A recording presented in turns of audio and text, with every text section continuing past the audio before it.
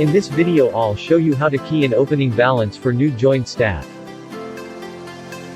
As per Malaysia Inland Revenue Board (IRB) requirement, employee who newly joined the company during the year shall submit TP3 form to his/her new employer to notify income relating to his employment with previous employer in the current year.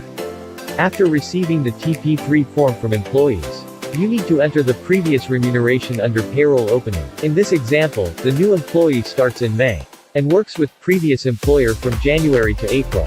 Hence the TP Form 3 contains info from January to April. Next, I'll show you how to key in opening balance for new joined employee in SQL Payroll. Go to Payroll. Open Payroll. Right-click on Empty Area. New Payroll Opening. Pay Year, enter current year. Click on OK. Double-click the new joined employee. Now you can enter the opening balance based on the employee's TP Form 3, such as normal remuneration, normal EPF, normal PCB, and so on.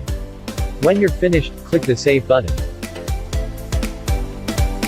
Next, when you process the current month payroll for this employee, SQL Payroll will automatically calculate the PCB according to LHDN.